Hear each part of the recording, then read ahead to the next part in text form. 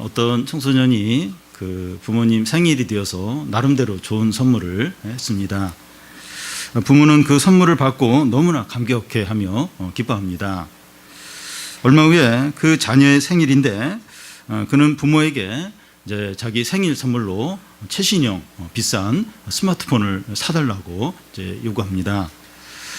자기가 부모에게 이제 생일 선물을 했기 때문에 부모도 자기가 원하는 생일 선물을 해줘야 된다고 하는 겁니다.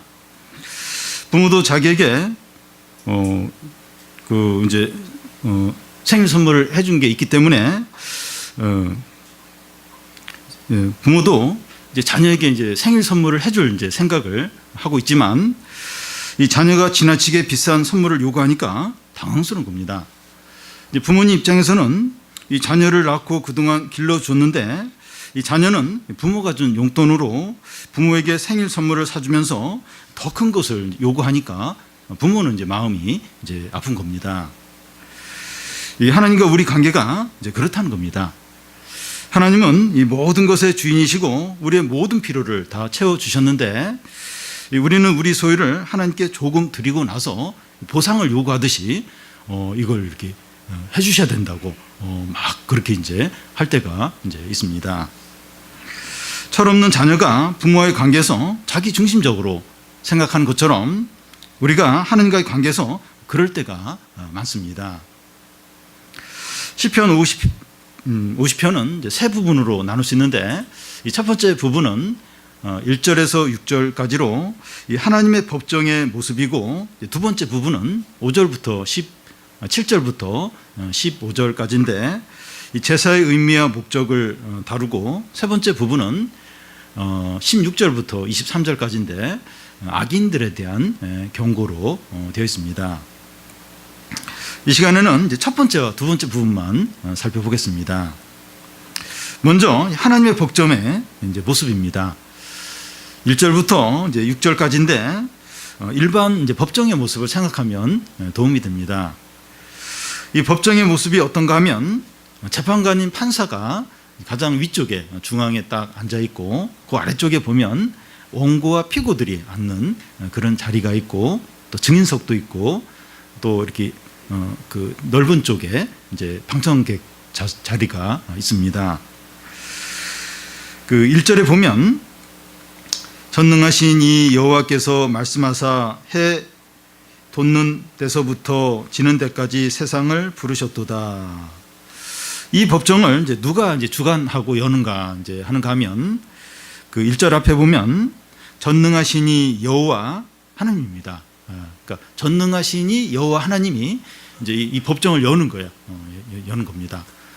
여기 보면 이 하나님에 대한 이 독특한 세 가지 특성을 보여주는데 이 전능하신 그리고 여호와 하나님 이 각각 이제 하나님에 대한 어떤 특성을 보여줍니다. 먼저 이 전능자라고 하는 것은 강한 것, 강한 자를 이제 가리키고 이 여호와라고 하는 것은 스스로 있는 분이고 또 하나님이라고 하는 것은 모든 신성을 가진 어미한 그런 분을 이제 가리킵니다. 전능하신 여호와 하나님이 이 법정을 엽니다. 이 전능하신 여호와 하나님이 이 법정을 열면서 이제 방청객으로 이제 누구를 이제 초청을 하는가 하면 해 돋는 데서부터 해 지는 데까지 세상을 이제 부르십니다. 해 지는 데서부터 해 돋는 데부터 해 지는 데까지는 이 세상의 모든 사람들과 이제 모든 것들을 방청객으로 이제 부르는 것을 말합니다. 그러니까 해 지는 데부터 해 돋는 데부터 지는 데까지니까 온 세상이죠. 온 세상의 모든 사람들, 모든 것들을 이 법정의 방청객으로 이제 부르고 있는 겁니다. 지금 여기서 무슨 일이 일어나는가 한번 지켜보라는 겁니다. 이 하나님의 법정이 열리는 장소가 어딘가 하면 시온산입니다. 이 시온산에 재판관이신 하나님이 나타나십니다. 2절 3절을 보면 온전히 아름다운 시온에서 하나님이 빛을 비추셨도다. 우리 하나님이 오사 잠잠하지 아니하시니 그 앞에는 삼키는 불이 있고 그 사방에는 광풍이 불리로다. 여호와 하나님이 시온산에 나타나는데 그 시온산이 온전히 아름답다는 겁니다. 그 산이 아름다운 이유가 하나님이 임재했기 때문입니다. 하나님이 임재하신 시온산에는 환한 영광의 빛이 비추고 또 그 앞에 삼키는 불이 있고 사방에 광풍이 부는 겁니다. 그러니까 이 하나님의 법정이 시온산에서 열리고 있어요. 그 시온산은 이제 하나님이 이제 그곳에서 나타나시는데 환한 영광의 빛이 비추는 거예요.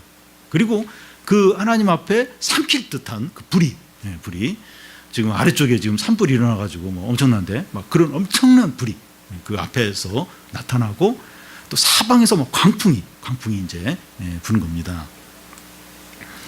이것을 이제 신년이라고 그래요. 신년. 이제 하나님이 나타나신 이걸 이제 신년이라고 이제 하는데요.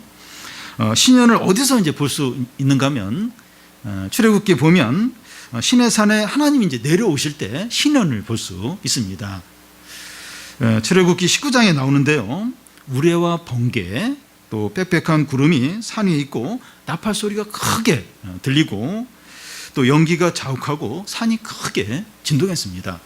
하나님이 이제 이스라엘 백성과 언약을 맺으려고 시내산에 임할 때 나팔 소리가 또 연기가 막 피어오르고 막 산이 진동하고 막 그런 어떤 그 신년이 하나님의 나타나심이 이렇게 나타나서 보여졌습니다. 그때 백성들은 너무나 두려워하면서 죽을 것 같다는 거예요. 모세에게 당신이 하나님의 말씀을 듣고 우리에게 전해달라고 그렇게 이제 부탁을 이제 합니다. 그러니까 하나님이 나타나실 때 너무 두려운 거예요. 너무 죽을 것 같은 겁니다. 신년의 다른 예를 들면 이제 성전에 빛난 구름이 가득하게 이제 임하기도 하고 그럴 때 막 모세는 그 앞에 엎드려졌죠. 그리고 사도행전에 보면 그 성령이 이제 각 사람에게 임하는데 불의 혀처럼 이렇게 그 성령이 그 보이는 눈에 보이게 이제 임하는 것을 이제 그 사도행전을 보면 볼 수 있습니다. 이 하나님의 나타나심이 눈에 보이게 임할 때 뭐 구약에서든지 신약에서든 어디서든지 하나님이 눈에 보이게 임할 때 사람들은 엎어집니다. 너무나 두려워하는 거예요. 하나님을 경외하고 하나님을 강하게 경험을 하게 됩니다.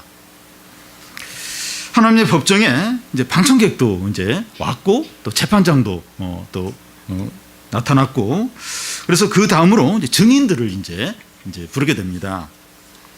4절에 보면 하나님이 자기 백성을 판결하시려고 위 하늘과 아래 땅에 선포하여 여기 4절 끝에 선포하여 하는 말은 부른다는 의미입니다. 위에 있는 하늘과 아래 있는 땅을 증인으로 부르는 겁니다. 하늘과 땅은 세상의 어떤 피조물보다 변함이 없어요. 그리고 오래 이제 지속이 됩니다. 그러니까 하늘과 땅 사이에 이제 많은 뭐 세상에 여러 가지 뭐 산도 있고 뭐 여러 가지 뭐 강도 있고 그런데 뭐 산도 강도 막 바뀌긴 하지만 그래도 제일 바뀌지 않는 그래도 오랫동안 변함이 없는 게 하늘이죠. 그리고 땅입니다. 이 모든 사람들이 이제 하늘 아래에 있고 또 땅 위에서 살기 때문에 사람들의 모든 것을 하늘과 땅이 다 알고 있다고 할 수가 있습니다. 그러니까 사람들이 사는 건 결국 하늘 아래예요. 어디를 가도 하늘 아래에 있고 어딜 가도 땅 위에 있습니다. 그래서 이 하늘과 땅은 사람들이 하는 모든 것을 다 알고 있다고 할 수가 있습니다.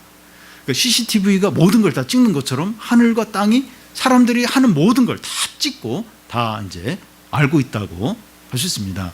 이건 다른 말로 해서 그 하나님이 모든 걸 다 알고 있다는 거죠. 하늘과 땅이 사람들의 모든 걸 알고 있다. 그러면 하나님이 다 아시는 거죠. 다 아시는 겁니다. 이제 하나님의 법정에 이제 피고인 성도가 입장합니다. 이제 방청객도 왔고 또 재판장도 등장했고 증인까지 왔고 이제 피고인 이제 하나님의 백성이 이제 이 법정에 입장을 하게 됩니다. 5절을 보면 이르시되 나의 성도들을 내 앞에 모으라 그들은 제사로 나와 언약을 한 이들이니라 하시도다. 나의 성도들을 내 앞에 모으라는 겁니다. 여기 나의 성도가 어떤 자들인가 이렇게 설명을 하고 있는데 같은 절에 보면 그들은 제사로 나와 언약한 자들이라는 겁니다. 이 제사로 언약을 한다고 하는 게 어떤 건가 하면 창세기에 보면 하나님과 아브라함이 이제 언약을 하는데 짐승을 돌로 쪼개요. 그래서 이렇게 양옆으로 이렇게 갈라놓고 나서 그 하나님을 상징하는 횃불이 그 그 짐승, 잘라놓은 짐승 그 시체 사이로 지나갑니다.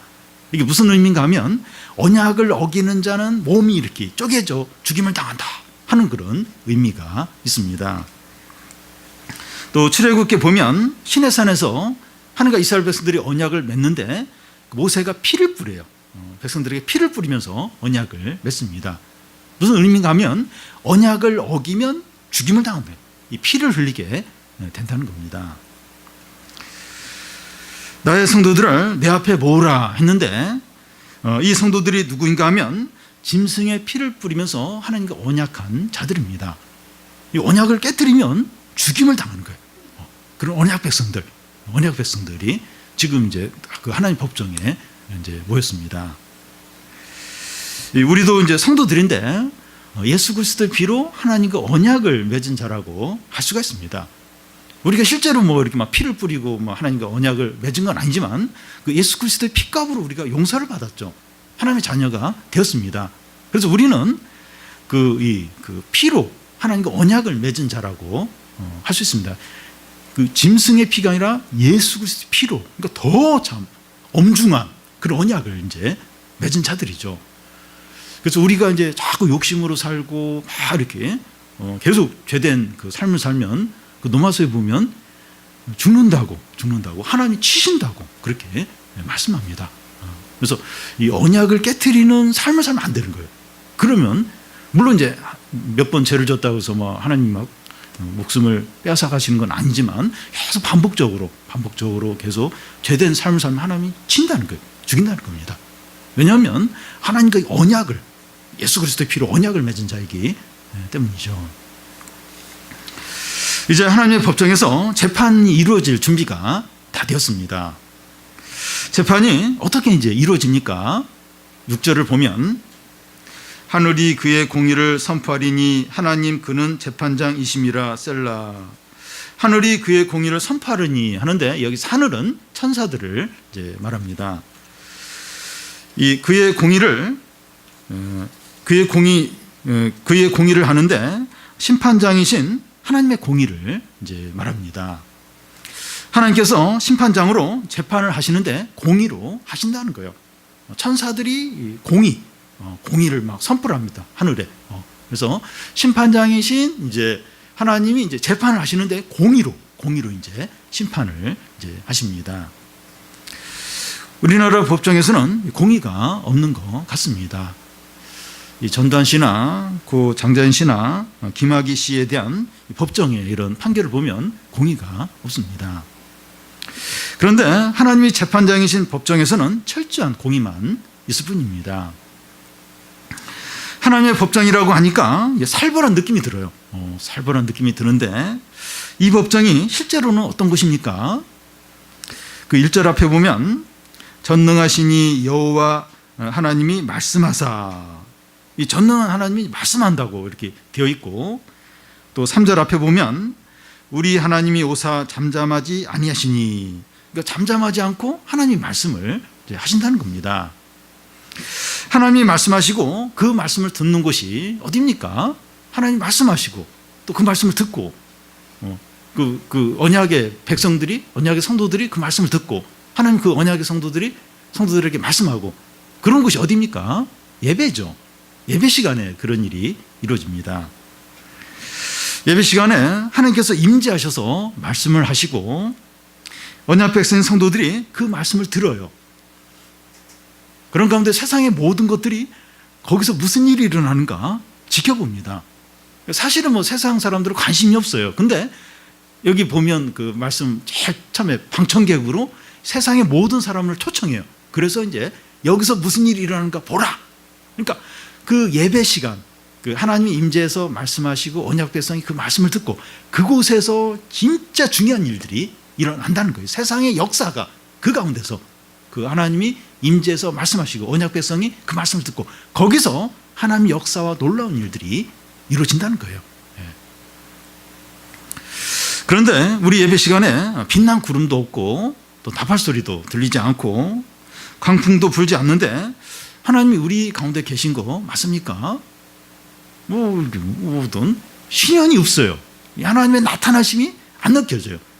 뭐 사도행전처럼 막 그 성령이 막 불의 혀처럼 막 각 사람이 임하고 그런 것도 아니에요. 그런 것도 아니고 막 지진이 일어나는 것도 아니고. 근데 우리 가운데 하나님 계신 거, 임재한 거 맞습니까? 성령으로 우리와 함께 하십니다. 두세 사람이 내 이름으로 모인 곳에 내가 그들 가운데 있느니라 하셨습니다. 이 보고서 믿는 자보다 보지 않고 믿는 자가 복되다고 했습니다. 그러니까 신현 부활하신 예수님을 보고 믿는 자보다 안 보고 믿는 자가 훨씬 더 복되다는 겁니다. 이 시간 우리는 그리스도 피로 언약된 성도죠. 성도로서 하나님의 임재를 확신하면서 하나님의 말씀을 들으시기를 바랍니다. 네, 하나님은 안 보이지만 이제 우리가 주의 이름으로 모였고 말씀을 듣고 이곳에 하나님이 임재하신다. 임재하시고 우리에게 말씀하신다. 우리는 언약의 성도 아닌가? 언약의 하나님의 백성 아닌가? 그러면 그 말씀을 들어야지. 그러면서 이제 하나님의 말씀을 이제 듣는 겁니다. 크게 두 번째는 이제 제사의 의미와 목적입니다. 이제 7절부터 15절인데 먼저 7절을 같이 한번 읽겠습니다. 내 백성아 들을지어다 내가 말하리라 이스라엘아 내가 내게 증언하리라 나는 하나님 곧 내 하나님이로다. 히브리 원문에 보면 들을지어다 하는 게 제일 앞에 나와 있어요. 들을지어다 내 백성아 이렇게 하면서 들으라는 것을 아주 강조를 합니다. 이 말씀하는 분이 누구길래 들어야 합니까? 이 7절 끝에 보면 나는 하나님 곧 내 하나님이라는 겁니다. 전능하신 여호와 하나님이시라는 거예요. 시온에서 빛을 비추시고 그 앞에 삼키는 불이 있고 사방에서 강풍이 불게 하는 영광과 위엄과 권세를 가지신 하나님이십니다. 왜 우리가 이 말을 들어야 돼? 당신이 누구길래 말을 들으라고 그래? 그 시온에서 빛을 발하고 강풍을 일으키고 삼키는 불이 그 앞에 나타나는 영광과 존귀와 위엄에 전능하신 하나님이기 때문입니다. 나의 하나님, 하나님 곧 나의 하나님, 우리 하나님이기 때문입니다. 신명기 6장 4절에 들으라 이스라엘아 우리 하나님 여호와는 오직 유일한 여호와시다. 이걸 이제 쉐마라고 하는데 여기서 반복하고 있어요. 하나님 말씀을 들으라는 거예요. 유일하신 하나님, 그 하나님 말씀을 들으라는 겁니다. 사람들은 듣는 걸 잘 못합니다.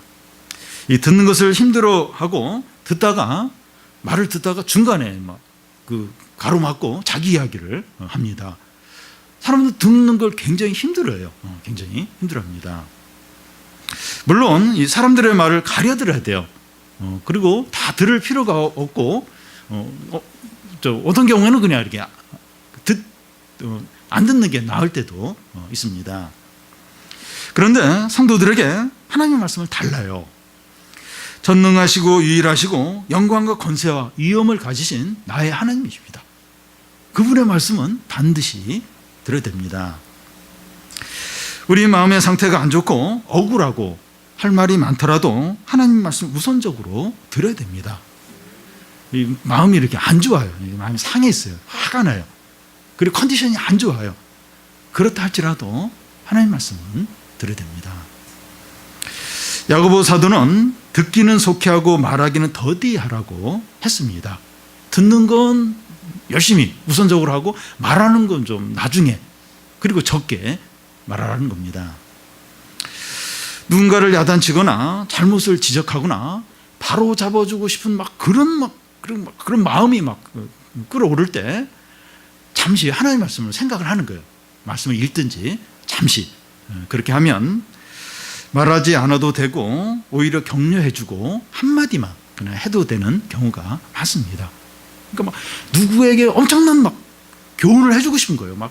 바로 잡아주고 싶은 거예요. 너무 그 사람이 잘못되고 너무 마음이 이제 그래서 입에서 말이 쏟아지려고 할 때 잠시 말씀을 생각해요. 야고보 사도가 듣기는 속히하고 말하기는 더디하라고 그랬지. 하나님 말씀 들으라고 했지. 그래서 말씀을 조금만 생각하고 한 1, 2분이나 5분 정도만 그러고 하면 훨씬 말들이 이렇게 좀 절제가 되고 그리고 또 꼭 해야 될 말을 하고 어떤 경우에는 말 안 하는 게 낫겠다 이러면서 그냥 이렇게 넘어가도 이제 되는 경우도 있습니다. 성도들이 이제 무엇을 이제 들어야 하는가 하면 그 7절 중간에 보면 이스라엘아 내가 내게 증언한다 이제 하는데 여기 증언한다고 하는 것은 경고하는 것을 말합니다. 하나님께서 우리에게 경고하시는 말씀을 들어야 됩니다. 우리의 죄와 욕심과 교만에 대해서 이제 말씀으로 이제 경고를 할 때마다 회개하고 순종하고 믿음의 길을 가야 됩니다. 그러니까 우리가 이제 사실 말씀을 잘 안 들으려고 하는 이유가 이걸 알기 때문에 경고를 해요. 잘한다, 계속해라. 이제 이런 말씀보다는 경고를 해요. 죄와 욕심과 교만을 경고를 해요. 너 그러면 망해. 너 그러면 하나님의 저주를 받아. 너 그러면 벌 받아. 그런 경고를 이제 듣는 게 싫은 거예요. 싫은 거예요. 그러니까 자꾸 이렇게 말씀을 안 읽으려고 안 들으려고 하는 그런 이제 마음이 있는 겁니다. 근데 이제 이렇게 말씀을 들을 때마다 경고를 이렇게 들을 때 회개를 하고 이제 이렇게 죄를 버리고 다시 이제 믿음의 길을 가고 이게 제일 안전하죠. 안전합니다. 그리고 이게 제일 복된 길이죠. 병원에 가는 거 싫어해요. 좀 아파도 이제 싫어합니다. 왜냐하면 병원에 가면 뭐 어디가 더 문제가 있고 또 뭐 수술해야 한다고 하고 막 이런 얘기를 들으면 부담이 되니까 자꾸 안 가려고 그래요. 끝까지 안 가려고 그래요. 근데 빨리 가서 이제 이렇게 진단받고 이렇게 하는 게 사실은 돈도 이렇게 절약하고 또 여러 부분에서 절약이 되죠. 제가 최근에 요즘에 치과치료를 받는데 그냥 빨리 가서 할 걸 그냥 한두 번 가면 될 걸 그 치료를 늦게 하는 바람에 뭐 한 달 이상 지금 가고 있는데 그거 하면서 제가 좀 후회를 했어요. 한두 번 가면 되는데 이렇게 뭐 한 달 이상 이렇게 가야 가면서 고생하는구나. 그래서 하나님 말씀을 들으면 이렇게 경고를 하죠. 경고. 근데 이렇게 빨리 그렇게 경고를 받아들여서 회개하고 죄를 버리고 그러면 뭐 훨씬 안전하고 훨씬 이제 축복을 이제 받게 됩니다. 이 시편에서 하나님께서 경고하는 말씀이 무엇인가 하면 이제 진짜 이제 경고하는 말씀이 나와요. 이게 뭔가 하면 제사에 대한 겁니다. 예배에 대한 거라고도 할 수 있습니다. 8절을 우리 같이 한번 읽겠습니다. 나는 내 재물 때문에 너를 책망하지 아니하리니 내 번제가 항상 내 앞에 있음이로다. 이 말씀이 무슨 의미가 하면 이스라엘 백성이 율법에 정한 대로 아침과 저녁으로 제물을 잘 드리는 거예요. 또 절기 때마다 하나님이 말씀한 대로 율법에서 정한 대로 하나님께 제물을 잘 이제 바쳤다는 겁니다. 그런데 이스라엘 백성들은 이렇게 하면서 이렇게 딱 그 율법에 따라서 제물을 잘 바치는 걸 이렇게 하면서 우리의 믿음이 굉장히 좋다. 하나님이 기뻐하실 거다. 그리고 우리가 이런 걸 잘했기 때문에 하나님이 축복을 하실 거다. 그렇게 이제 믿었습니다. 그런데 하나님은 그들의 제물과 제사를 기뻐하지 않는다는 겁니다. 성경에 이런 말씀이 여러 곳에서 이제 나옵니다. 그러니까 이스라엘 백성들은 그걸 하면서 우리의 믿음이 좋고 또 하나님을 기쁘게 했고 또 그래서 하나님의 축복을 받을 거다. 이제 그렇게 생각을 하는데 그렇게 생각을 하기 때문에 어떤 면에서 하나님이 이 제물과 제사를 싫어한다고 이제 성경 여러 곳에서 말씀합니다. 미가서 6장 그 7절 8절을 보면 여호와께서 천천의 수양이나 만만의 강물 같은 기름을 기뻐하실까? 내 마다들을 내 몸의 열매로 드릴까? 여호와께서 구하시는 것은 오직 정의를 행하며 인자를 사랑하며 겸손하게 내 하나님과 함께 행하는 것이라고 했습니다.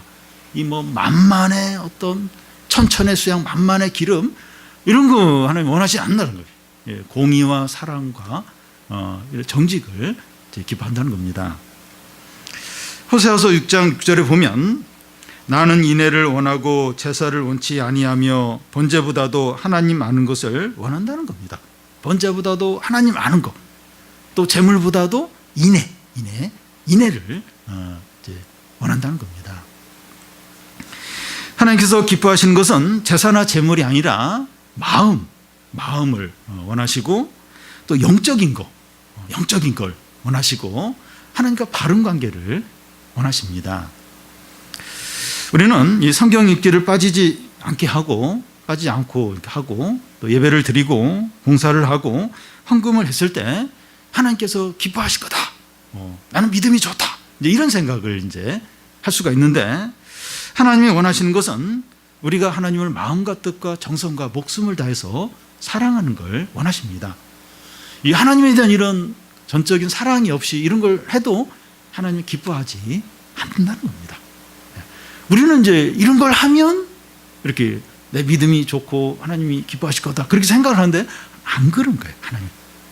하나님을 마음과 뜻과 정성을 다해서 사랑하는 거 없이 이런 걸 이렇게 아무리 해도 하나님은 기뻐하지 않는다는 겁니다. 이 하나님께서 이렇게 하시는 이유가 뭡니까? 하나님 왜 이렇게 하십니까? 이유가 뭡니까? 9절부터 13절까지 나와 있습니다. 우리 한 절씩 교대로 읽겠습니다. 내가 내 집에서 숫소나 내 우리에서 순염수를 가져가지 아니하리니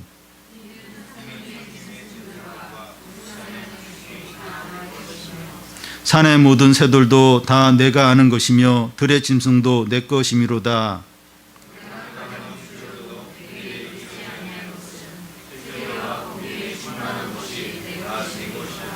내가 숫소의 고기를 먹으며 염소의 피를 마시겠느냐. 예. 이 9절에 숫소가 있는데 재물 중에서 가장 비싼 것에 해당됩니다. 그런데 숫소나 수염소는 우리에게 필요한 것이지 하나님께는 필요가 없다는 겁니다. 숫소나 수염소 우리에게 필요해요. 사람에게 필요하지 하나님께는 숫소나 수염소 아무 필요가 없다고 합니다. 이 13절에 내가 숫소를 먹으며 염소의 피를 마시겠느냐 하는데, 그 당시 이제 우상들이 많은데 그 당시 신들은 사람이 제물로 바치는 숫소를 먹고 염소의 피를 마시는 것으로 그렇게 사람들이 믿었습니다. 신들이 사람들을 만든 이유도 제물을 바치도록, 사람들이 자기 신들에게 제물을 바치도록 사람을 이제 만들었다고 그렇게 여겼습니다. 사람들이 신들에게 제물을 바치지 않으면 신들이 굶주린다고 여겼습니다. 그래서 그 당시 신들은 사람들이 막 이렇게 부양을 해줘야 돼요. 제물도 갖다 주고 정기적으로 좋은 거 갖다 주고 그러면 신들이 막 좋아하고 그거 막 먹고 이렇게 막 행복해하고 이제 그런 신들로 사람들이 생각했고 그 당시 신들은 이제 그런 존재들이었습니다. 그런데 하나님은 숫소가 필요 없고 제물도 먹지 않는다는 겁니다. 그러니까 그 당시 신들과 완전히 달라요. 숫소도 필요가 없고 제물을 아무리 바쳐도 그 제물을 먹고 피를 마시고 하나님은 그렇게 안 한다는 겁니다. 그 이유가 뭡니까? 이 하나님이 다른 신들하고 다른 이유가 뭡니까? 10절에 보면 산림의 짐승들도 내 것이고, 또 11절에 보면 들의 짐승도 내 것이고, 또 12절에 보면 세계와 거기에 충만한 것들이 내 것이라고 말합니다. 내 것이라는 걸 3번에 걸쳐서 강조를 하고 있습니다. 이 세상에 있는 모든 동물들, 이 세상에 있는 모든 재물들, 이 세상에 있는 모든 좋은 것들 다 내 거라는 거예요. 다 내 거. 다 하나님의 소유라는 겁니다. 하나님은 이 세상 만물이 창조되기 전이나 인간이 창조되기 전에도 아무런 부족함이 없었습니다. 이 세상을, 이 우주 만물을 창조하기 전에 아무것도 없었죠. 근데 하나님 아무 부족함이 없었습니다. 성부, 성자, 성령 세 하나님은 영광과 존귀와 생명과 거룩과 은혜로 충만하세요. 세 하나님이 교제하고 사랑하는데 아무런 부족함이 없어요. 인간들 없어도 아무 상관없어요. 이 세상 만물 없어도 아무 상관없어요. 세 하나님이 사랑과 은혜와 존귀로 거룩으로 충만하세요. 아무런 부족함이 없습니다. 왜 인간을 창조하셨는가? 인간으로부터 뭔가를 이렇게 받기 위해서가 아니라 인간들도 이 세 하나님의 교제 안으로 들어오도록, 이 풍성함과 사랑, 이 생명 안으로 들어오도록 그 기쁨과 은혜를 맛보고 누리도록 인간을 창조하셨지, 인간에게 뭘 이렇게 받으려고 그런 게 전혀 아니라는 거예요. 그러니까 새 하나님 아무 부족이 없어요. 이 세상에 없어도 아무런 부족이 없는 충만하시고 완전하신, 넘치시는 그런 분입니다.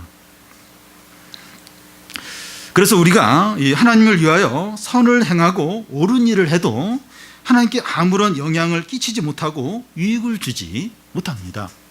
우리가 선을 행해요. 옳은 일을 많이 행해요. 그래도 하나님께 아무 영향이 없어요.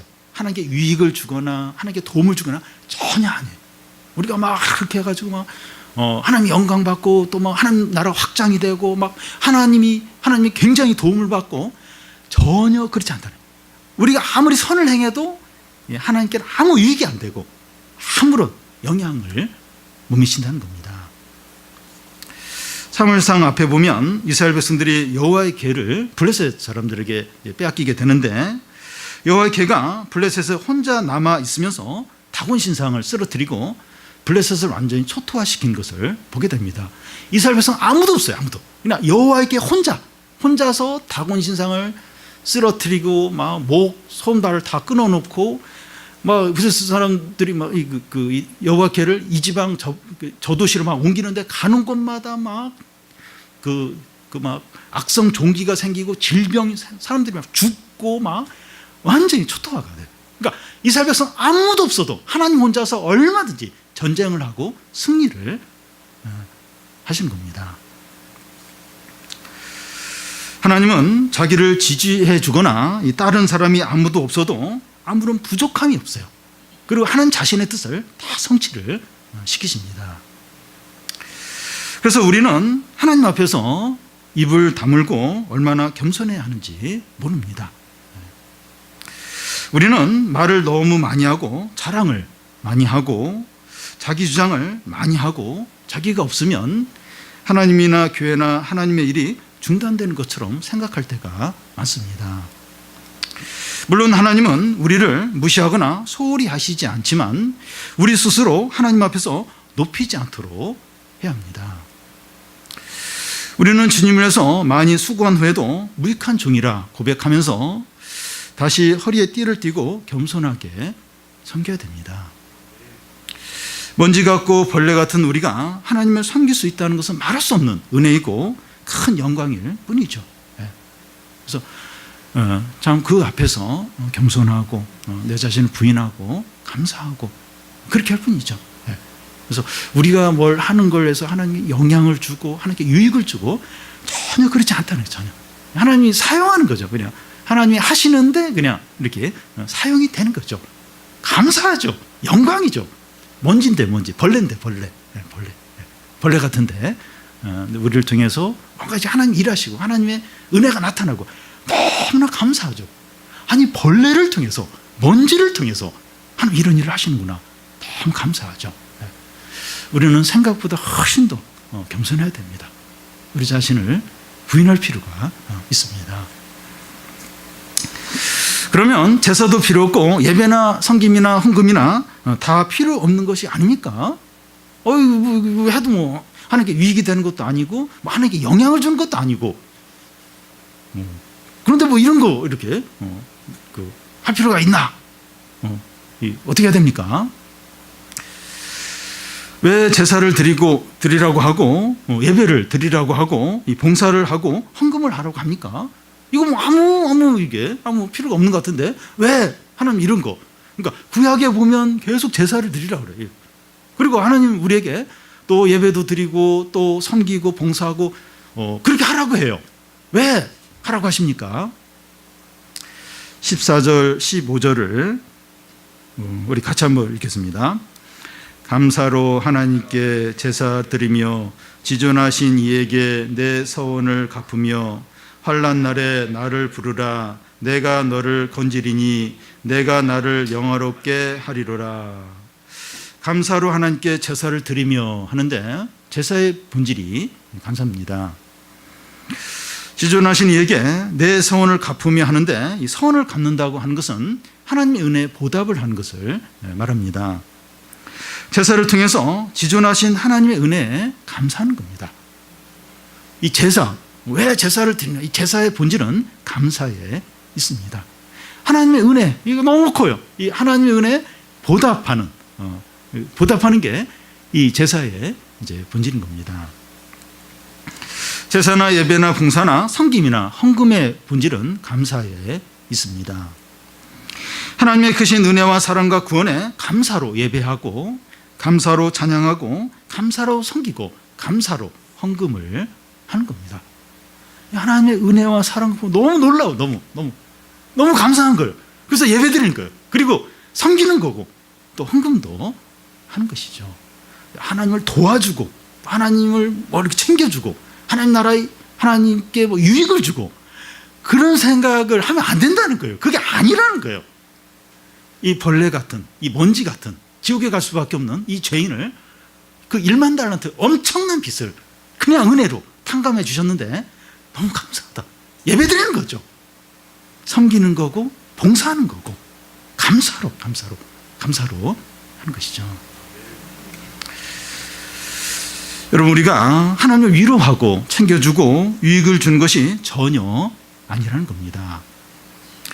온 세상과 우리의 모든 소유와 우리의 생명까지도 하나님의 것인데 우리가 뭘 해서 하나님을 도와줄 수 있겠습니까?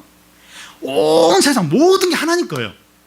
우리 소유, 우리 집, 우리 자동차, 내가 입고 있는 옷, 그리고 내가 오늘 하루 살고 있는 이 생명, 하나님 거죠. 오늘 밤이라도 네 생명을 내가 오늘 가져가겠다 하면 그냥 가져가시는 거예요. 그런데 그럼 우리가 뭘 해서 하나님께 유익을 주고 뭘 챙겨주고 뭘 하나님을 도와주고 뭐가 그렇게 있겠습니까? 예배를 드리든지 봉사를 하든지 구제를 하든지 감사로 하는 거죠. 감사로 감격으로 하는 겁니다. 감사로 제사를 드린 자가 하나님을 영화롭게 합니다. 그러면 이 고난 가운데 있는 성도들은 어떻게 해야 됩니까? 16절, 15절 앞에 보면 환난 날에 나를 부르라 내가 너를 건지리니. 하나님께서 우리에게 환난을 주시는 이유는 기도하도록 하기 위해서입니다. 물론 이제 환난 없을 때도 기도해야 되죠. 근데 기도를 잘 안 해요. 안 하고 해도 뭐 이렇게 그냥 짧게 하고 그냥 이렇게 형식적으로 할 때가 많습니다. 근데 고난이 오면, 환난이 오면 기도를 안 할 수가 없어요. 힘드니까, 죽겠으니까. 하나님이 우리에게 환난과 고난을 주시는 이유는 기도하도록 하기 위해서입니다. 고난 가운데 있을 때 계속 기도를 하라는 겁니다. 고난 가운데 있다, 환난 가운데 계속해서 기도하는 거예요. 염려하거나 불평하거나 낙심하는 게 아니라 기도하는 기도. 한숨이 나오고 자꾸 막 이렇게 막 최악의 어떤 시나리오를 이렇게 막 생각하고 있고 누구를 막 미워하고 있고 불평하고 있다면 바로 마음을 바꿔서 기도하는 기도. 바로 주님, 제가 이런 부분으로 지금 불안해하고 있습니다. 지금 누구를 미워하고 있습니다. 지금 힘들어하고 있습니다. 지금 제 마음을 위로해 주시고 저에게 확신을 주십시오 하면서 기도하는 거예요. 기도. 그래서 하나님이 환난과 고난을 주신 이유는 기도하도록, 간절하게 기도하도록 하나님이 주시는 겁니다. 그러면 내가 건진다는 거예요. 내가 건지리라, 건지다는 겁니다. 이 약속을 믿고 염려하지 말고 감사하며 기도를 하라는 겁니다. 주님은 너희가 기도할 때 이미 응답받은 줄 알고 감사함으로 기도하라고 하셨습니다. 그러니까 이 약속 붙들고 아직 응답이 안 됐지만 감사합니다, 응답됨을 확신하고 감사하면서 기도하는 겁니다. 네가 나를 영화롭게 하리라. 내가 나를 영화롭게 하리라. 고난 가운데 있는 자가 기도함으로 건짐을 받아서 하나님께 영광을 돌리는 겁니다. 그래서 참 고난 가운데 있기 때문에 계속 기도를 했어요. 때가 돼서 하나님이 건졌어요. 거기서 구원해 주시고 응답을 해주셨습니다. 하나님께 영광을 돌리죠. 하나님께 감사를 드리는 거죠. 이 시간 우리는 살아계시고 전능하시고 영광과 존귀와 위엄 가운데 계신 여호와 하나님 앞에 있습니다. 눈에 보이지 않지만 성령으로 우리와 함께 하십니다. 그 하나님이 말씀을 하세요. 우리가 들어야 될 말씀이 무엇입니까? 하나님은 물질이나 외형적이나 이런 걸 기뻐하는 것이 아니라 우리의 마음을 기뻐하세요. 내면을 보시고 하나님과 바른 관계를 원하시고 영적인 어떤 걸 원하신다는 겁니다. 그 예배를 드리는데 예배를 드린다 해서 기뻐하시는 것이 아니라 성령과 말씀으로 신령과 진정으로 드린 예배를 받으시고 하나님이 기뻐하시는 거룩한 산제물로 우리 자신을 드리는 그런 예배를 원하신다는 겁니다. 예배 드리고 그냥 이렇게 봉사했고 뭐 했고 그걸로는 하나님이 기뻐 안 한다는 거예요. 하나님 원치 않는다는 거예요. 온 세상이 다 내 건데 그거 뭐 이렇게 하나님께 드린다고 해서 그건 아무것도 아니라는 거예요. 다 내 거라는 거예요. 하나님 원하시는 건 마음을 원해요. 우리 내면은 하나님과 바른 관계를 원한다는 거예요. 신령과 진정으로 드린 예배를 원하신다는 겁니다. 예배를 드리든지 봉사를 하든지 섬김을 하든지 헌금을 하든지 감사로 하나님의 은혜는 감사로 내가 뭔가 이렇게 하나님께 뭔가를 해드렸다 하나님 또 그런 생각은 아예 하지 않고 감사로 하나님의 은혜 감사로 하는 겁니다. 고난을 주신 이유는 왜 고난을 주셨을까? 왜 고난을 자주 주실까? 더 많이 기도하더 더 많이. 근데 하나님 약속을 하세요. 내가 건지리라. 환난 날에 나를 부르라. 내가 건지리라. 약속을 하세요. 건진다는 거예요. 하나님 건진다는 거예요. 쉬지 말고 기도하라는 겁니다. 그래서 하나님의 응답을 통해서 건짐을 통해서 또 하나님께 영광을 드는 거예요. 감사를 드는 거예요. 하나님께 온 모든 찬양을 돌리는 겁니다.